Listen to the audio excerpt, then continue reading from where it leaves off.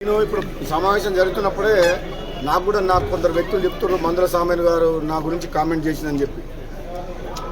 నేను ఒక పార్లమెంట్ సభ్యునిగా భువనగిరి పార్లమెంట్లో పనిచేసిన, ఒక నల్గొండ జిల్లా ఎమ్మెల్సీగా పనిచేసిన. 2014లో కోమటిరెడ్డి వెంకటరెడ్డి గారి గెలుపు కోసం అని చెప్పి ఆ రోజు ఏఐసిసి నన్ను పార్లమెంట్ ఇన్ఛార్జిగా పెట్టినారు. అప్పుడు కూడా వెంకటరెడ్డి గారి గెలుపు కోసం కృషి చేసిన. 2020 మొన్నటి ఎలక్షన్లో, పార్లమెంట్ ఎలక్షన్లో కూడా నేను మునుగోడు ఎమ్మెల్యే ఉన్నా సరే, నేను మంత్రిని కాదు, మునుగోడు ఎమ్మెల్యేని. కానీ కాంగ్రెస్ పార్టీ అధిష్టానం, నాకున్న పరిచయాలు, నేను అంత గతంలో చేసిన సేవ దృష్ట్యా ఈ కాంగ్రెస్ పార్టీ బలహీనంగా ఉన్నప్పుడు భువనగిరి పార్లమెంట్లో ఆనాడు 2009లో మహాకూటమి వ్యతిరేకంగా 1,40,000 మెజార్టీతోటి పార్టీలకు అతీతంగా కూడా నేను గెలిచిన.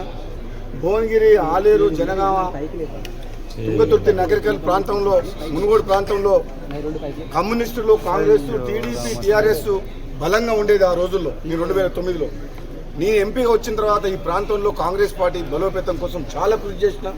ఎంపీగా ఆనాడు తెలంగాణ ఉద్యమంలో ఉండి పార్లమెంట్లో కొట్లాడి తెలంగాణ రాష్ట్రాన్ని సాధించిన అందరు ఎంపీలతో పాటు నేనొకరిని కూడా గొంతు వినిపించి తెలంగాణ రాష్ట్రం తీసుకురావడమే కాక ఆనాటి నుంచి కాంగ్రెస్ పార్టీని బలోపేతం చేసి కాంగ్రెస్ పార్టీ అభ్యర్థుల గెలుపు కోసం కృషి చేసిన. మరి మందుల సామేల్ గారు ఏది ఆలోచించి మాట్లాడుతున్నారో, నాకు టికెట్ ఇప్పియమని చెప్పి మా ఇంటికి ఒక 100 సార్లు వచ్చిండు.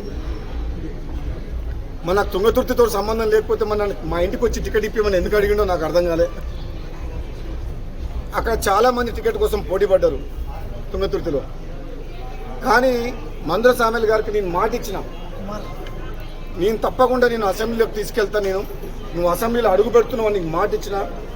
నేను తిరుపతిలో ఉన్నప్పుడు ఫోన్ చేస్తే ఆయన ఫోన్ చేసి ఇదే మాట చెప్పిన, నీకు మాట ఇస్తున్నా దేవుని సమక్షంలో నువ్వు అసెంబ్లీలో అడుగు పెడతావని చెప్పిన. మాట ఇచ్చినట్టు నేను కాంగ్రెస్ పార్టీలో చేరినప్పుడు నేను అడిగిన 2 టికెట్లు బాన్స్వాడలో ఏనుగు రవీందర్ రెడ్డి గారికి, తుంగతుర్తిలో మందుల సామేల్ గారికి, ఈ 2 టికెట్లు కూడా నేనే అధిష్టానంతో మాట్లాడి నా టికెట్తో పాటు వాళ్ళకి టికెట్ తీసుకొచ్చింది నేను. అదే కాకుండా ప్రచారం కూడా వ్యక్తిగతంగా నేను మునుగోడు ఎమ్మెల్యేగా వండుకుంటూ నగరికల్లు, తుంగతుర్తి, భువనగిరి, ఆలేరు, సూర్యాపేట ఈ నియోజకవర్గాల్లో నాకున్న తక్కువ సమయంలో కూడా వాళ్ళ గెలుపు కోసం నేను ప్రచారం చేసి వాళ్ళందరినీ కూడా గెలిపించిన. ఆనాడు కాంగ్రెస్ పార్టీ రాజగోపాల్ రెడ్డి బీజేపీకి పోవడం వల్ల నష్టం జరుగుతుంది, మన ప్రభుత్వం రావాలి, రాజగోపాల్ రెడ్డిని తీసుకురావాలని చెప్పి పార్టీ అధిష్టానము, బట్టి విక్రమార్క గారు, కాంగ్రెస్ పార్టీ నాయకులందరూ కూడా నాతో సంప్రదింపులు చేసి నువ్వు వస్తే బాగుంటుందని చెప్తే నేను మన కన్నతల్లి లాంటి కాంగ్రెస్ పార్టీని కొన్ని ప్రత్యేకమైన పరిస్థితుల్లో ఆ రోజు కొన్ని అవమానాలు భరించలేక ఈ పార్టీలో నాకు గుర్తింపు లేదు, న్యాయం జరుగుతలేదు అని చెప్పేసి నేను పార్టీ మారడం జరిగింది. ఉప ఎన్నికల్లో కూడా అందరు ఎమ్మెల్యే లాగా నేను ఒక పార్టీలో గెలిచి ఇంకో పార్టీలోకి పోలేదు. 12 మంది ఎమ్మెల్యేలు కాంగ్రెస్లో గెలిచి టీఆర్ఎస్లోకి అమ్ముడుపోతే నేను ఒక్కరిని మాత్రం పార్టీకి పదవికి రాజీనామా చేసి నైతికంగా నేను నా మోరల్ వాల్యూస్ని కాపాడుకున్నా. కొద్ది తేడాతో ఓడిపోయినా సరే నేను మళ్ళీ కాంగ్రెస్ పార్టీ ఆహ్వానం వరకు వచ్చిన, మళ్ళీ అఫీషియల్గా కూడా నన్ను ఇన్ఛార్జ్ పెడితే నేను గెలవడమే కాదు, ఎమ్మెల్యేల గెలుపు కోసం కృషి చేసిన వ్యక్తిని.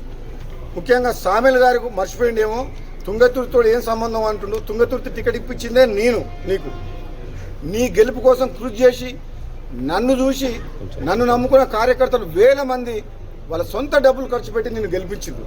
కానీ ఈరోజు నువ్వు గెలిచిన తర్వాత నా గురించి అట్లా మాట్లాడుతున్నావు అంటే, నీ గురించి ఇంతవరకు ఎప్పుడెప్పుడు నేను తప్పు మాట్లాడలే. మందుల సామేల్ గురించి ఎమ్మెల్యేని గౌరవించుకోవాలి, కాంగ్రెస్ పార్టీని కార్యకర్తలను కాపాడుకోవాలి అని చెప్పడం చెప్పింది జగ్గారెడ్డి గురించి.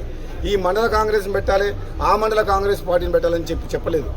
రాష్ట్రంలో కాంగ్రెస్ పార్టీ కార్యకర్తలు కొన్ని నియోజకవర్గాల్లో కొత్తగా వచ్చిన నాయకుల వల్ల ఇబ్బంది పడుతుండ్రు. మొదటి నుంచి కాంగ్రెస్ పార్టీ నమ్ముకున్న కార్యకర్తలకు అన్యాయం జరగవద్దు అని చెప్పి గాంధీ భవన్ సాక్షిగా చెప్పినా, మళ్ళీ ఇప్పుడు చెప్తున్నా, తుంగతుర్తి నగరికల్ కాదు, రాష్ట్రం మొత్తంలో తెలంగాణలో ఉన్న కాంగ్రెస్ పార్టీ కార్యకర్తలను కాపాడుకోవాల్సిన బాధ్యత నాలాంటి వ్యక్తి మీద ఉన్నది. తెలంగాణ ఉద్యమంలో రాజీ లేని పోరాటం చేసిన మేము మళ్ళా నిజమైన కాంగ్రెస్ పార్టీ కార్యకర్తలను కాపాడుకుంటూ ఎంత దూరమైన పోతాము. నిన్న మొన్న వచ్చిన లీడర్లు కాంగ్రెస్ పార్టీలో టికెట్లు తీసుకొని ఎమ్మెల్యేలు ఎంపీలై పదవులు తీసుకొని కాంగ్రెస్ పార్టీ కార్యకర్తలను ఎక్కడ ఇబ్బంది పెట్టినా ఊరుకునే ప్రసక్తే లేదు. ఈ ఆయారాం గయారాంలకు భయపడేది లేదు. నిజమైన కాంగ్రెస్ పార్టీ కార్యకర్తలను కాపాడుకోవాల్సిన బాధ్యత పిసిసి ప్రెసిడెంట్ మహేష్ కుమార్ గౌడ్ మీద, AICC incharge general secretary Meenakshi Natarajan గారి మీద, రాష్ట్ర కాంగ్రెస్ నాయకుల మీద, మాలాంటి వ్యక్తుల మీద, అధిష్టానం మీద ఉన్నది. మేము ఎవరికి వ్యతిరేకం కాదు. ఎమ్మెల్యే గెలిచిన సామెల్ గారిని గౌరవించుకుంటాం. ఇతర పార్టీల నుంచి వచ్చిన ఎమ్మెల్యే, ఎంపీ కడియం సిఆర్ కూతురు వచ్చింది, టీఆర్ఎస్లో గెలిచిండు. కడియం సిఆర్ బిడ్డ వస్తే టికెట్ ఇచ్చి ఎంపీ చేసినాం. గవర్నమెంట్ వచ్చిన తర్వాత అంటే కాంగ్రెస్ పార్టీ ఆహ్వానించింది, వచ్చిండు, గెలిపించుకున్నాం కడియం కావ్యని. వాళ్ళందరికీ మేము వ్యతిరేకం కాదు, వాళ్ళందరినీ గౌరవించుకుంటాం. కానీ ఒక్కడి మాత్రం నిజం, కాంగ్రెస్ పార్టీ కార్యకర్తల గెలుపుతో కష్టంతో రెక్కల కష్టంతో గెలిచి మీరు మళ్ళీ కాంగ్రెస్ పార్టీ కార్యకర్తల మీద మీరు కేసులు పెడతామంటే మాత్రం ఊరుకునే ప్రసక్తే లేదు.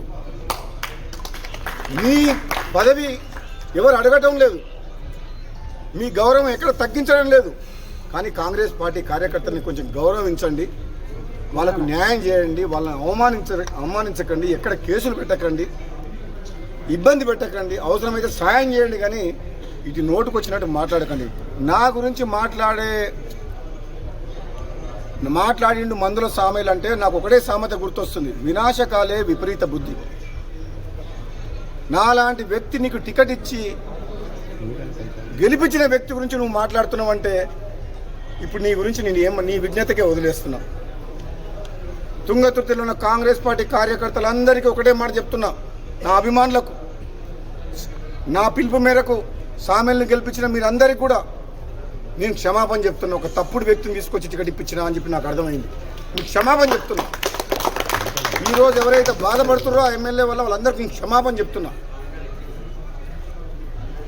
మీరందరూ కూడా సహనంతో ఉండండి, మీరు తొందరపడకండి. నా గురించి ఎవరు ఎన్ని మాట్లాడినా, మందుల సామెల్ గారు ఎన్ని మాట్లాడినా మీరు రియాక్ట్ కాకండి.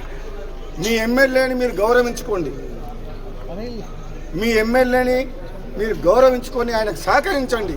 మీ నియోజకవర్గాన్ని అభివృద్ధి చేసుకోండి, కాంగ్రెస్ పార్టీని బలోపేతం చేసుకోండి. మీరు భయపడకండి, కాంగ్రెస్ పార్టీ మీ వెంట ఉంటుంది, మిమ్మల్ని కాపాడుతుంది. మీరు తొందరపడి ఎక్కడ కూడా ఎమ్మెల్యేకి వ్యతిరేకంగా ప్రెస్ మీట్లు కానీ, పోస్టులు కానీ, సోషల్ మీడియాలో కానీ దయచేసి కోమటిరెడ్డి బ్రదర్స్ అభిమానులు ఎక్కడ మీరు తొందరపడకండి. నేను ఆయన ఎమ్మెల్యే విజ్ఞతకే వదిలిస్తున్నా కాబట్టి దయచేసి అర్థం చేసుకొని రాబోయే రోజుల్లో కాంగ్రెస్ పార్టీ కలిసికట్టుగా ఉంటందుకు, సమైక్యంగా పనిచేసేందుకు, మళ్ళీ అధికారంలోకి వస్తేందుకు, మనం రాహుల్ గాంధీ గారిని ప్రధానమంత్రిని చేసేందుకు మనం ఐకమత్యంతో పనిచేస్తాం. కానీ గ్రూపులుగా విడిపోయి మనం కొట్లాడి బీఆర్ఎస్ పార్టీకి లాభం అయ్యే విధంగా మీరు చేయకండి అని చెప్పి కాంగ్రెస్ పార్టీ కార్యకర్తలకు చెప్తున్నాం. Thank you.